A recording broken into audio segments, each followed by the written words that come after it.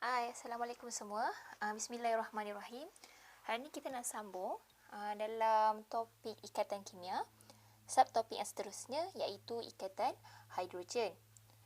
Okey, ikatan hidrogen adalah daya tarikan antara atom hidrogen yang mempunyai ikatan dengan atom yang tinggi keelektronegatifan dalam molekul lain. Okey, atom yang tinggi keelektronegatifan tu ada 3 sahaja, iaitu fluorin, oksigen dan nitrogen. Senang nak ingat sebab fon. Okey. Contoh dia, ini adalah molekul air H2O. Molekul air ini adalah satu sebatan kovalen sebab dia antara atom yang bukan logam. Jadi, daya tarikan antara atom hidrogen ini yang mempunyai ikatan, maksudnya hidrogen ini sudah pun mempunyai ikatan dengan oksigen melalui ikatan kovalen, tetapi dia tertarik dengan atom yang mempunyai tinggi keelektronegatifan, iaitu dalam kes ni adalah oksigen dalam molekul lain. Jadi oksigen ini dalam molekul air yang lain, hidrogen yang ini daripada molekul air yang lain. Okey, faham? Okey, kenapa kita kena belajar ikatan hidrogen? Sebab ikatan hidrogen ni sangat berkait dengan kehidupan seharian. Contohnya, bila kita mandi, kita basahkan rambut kan? Rambut kita akan melekat sesama sendiri. Apa yang berlaku sebenarnya? Dalam rambut kita ni ada molekul protein. Molekul protein ada oksigen, ada hidrogen. Jadi molekul protein daripada helaian rambut yang pertama akan membentuk ikatan hidrogen dengan air. Hidrogen ini dengan oksigen daripada air. Dan molekul air yang sama membentuk ikatan hidrogen daripada molekul air dengan oksigen daripada molekul protein helaian rambut yang kedua. That's why lah rambut tu rapat sebab dia ada perantara air yang sama. Okey, yang kedua, kenapa kalau kita nak selak kertas, kita suka basahkan jari kan? Biasa orang basahkan guna air liur kan? Okey, kenapa? Sebab kertas ni sebenarnya terdiri daripada molekul selulosa.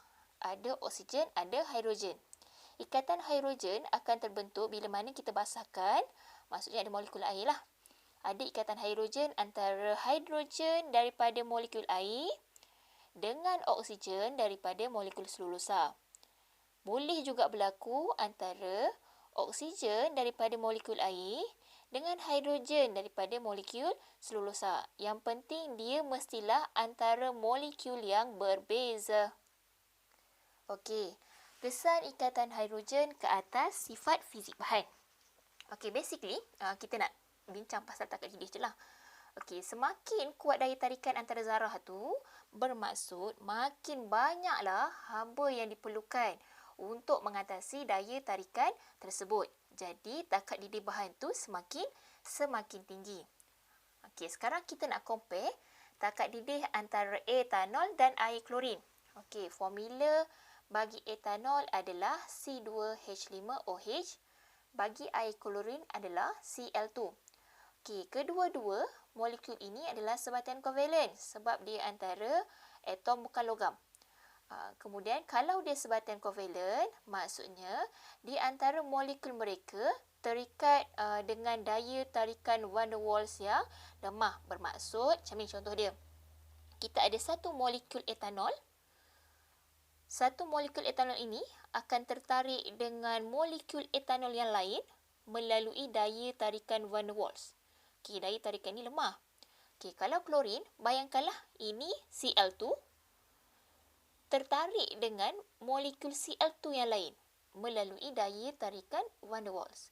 Okey, bezanya bila mana dalam etanol boleh membentuk ikatan hidrogen dengan air sebab etanol ada hidrogen dan ada oksigen.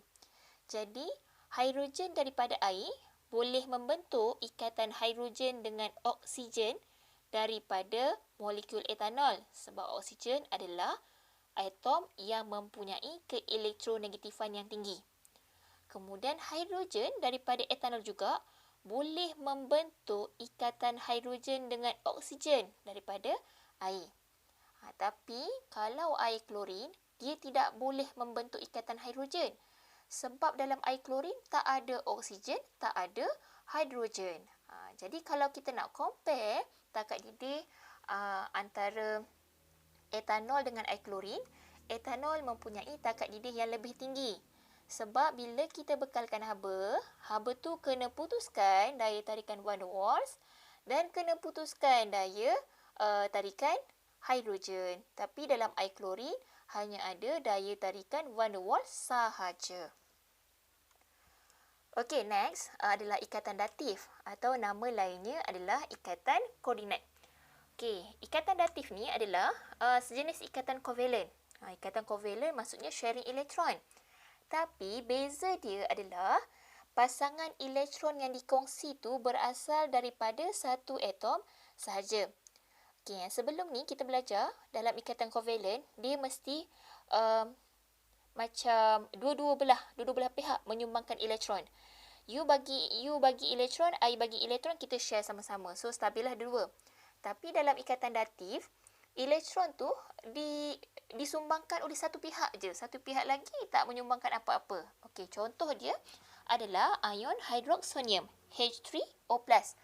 Okey, kenapa kita bincangkan ikatan datif ni? Sebab kita akan jumpa ion hidroksonium dalam topik acid base.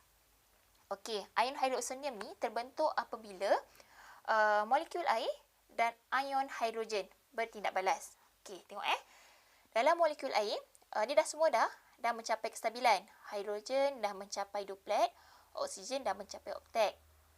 Tiba-tiba ada satu ion hidrogen yang bercas positif 1. Bermaksud ion hidrogen ini tak ada langsung elektron dalam petala valens dia. Dia perlukan 2 elektron untuk mencapai susunan yang duplet. Jadi oksigen daripada air ni berbaik hati share lah 2 elektron dia kepada ion hidrogen. So oksigen masih mencapai oktet. Hidrogen ni beruntunglah sebab dia tak sumbangkan apa-apa tapi sudah mencapai duplet. Tapi dia bukan lagi jadi air tapi akan jadi ion hidroksonium yang bercas positif 1. Kes ni sama juga macam ion amonium NH4+. Dia terbentuk antara amonia NH3 dengan ion hidrogen H+. Okey, ada yang buatlah. Okey, next adalah ikatan logam. Ikatan logam ni adalah daya tarikan elektrostatik antara lautan elektron dan ion logam yang bercas positif. Okey, Mukadimah merahkan kat situ sebab kita pernah jumpa perkataan itu. Daya tarikan elektrostatik kita jumpa dalam subtopik ikatan ion. Bila ion yang berlainan cas akan tertarik sesama sendiri melalui daya tarikan elektrostatik.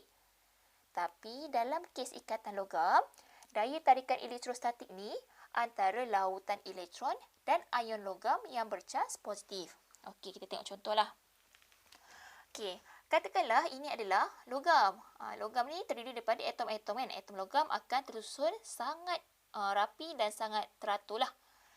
Jadi, apabila berlaku overlap petala valens atom-atom logam, maksudnya dalam setiap atom ada petala valens. So, oleh kerana diorang rapat sangat, so petala valens atom pertama akan overlap dengan petala valens atom sebelah dia. Bila itu berlaku, maka elektron valens atom logam boleh didermakan dengan mudah. Dan dinyah setempatkan. Apa maksud dinyah setempatkan? Bermaksud, bila elektron tu dah didermakan, elektron tu bergerak bebas tanpa dimiliki oleh mana-mana atom ataupun ion. Okey, dalam ikatan ion, ada atom yang menderma, ada atom yang menerima. Tapi dalam kes ikatan logam, elektron tu dah diderma, tapi tak tahu pada siapa. Maksudnya elektron tu bebaslah, freedom. Dia tidak dimiliki oleh sesiapa pun. Bukan dimiliki oleh atom maupun ion.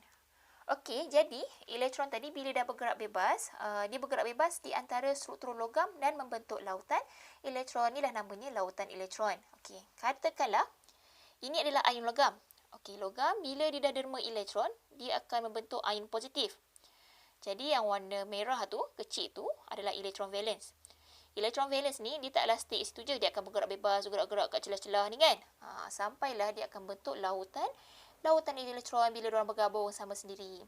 Jadi, bila daya tarikan elektrostatik antara lautan elektron ni dengan ion logam yang bercas positif ni, itulah jadinya ikatan logam.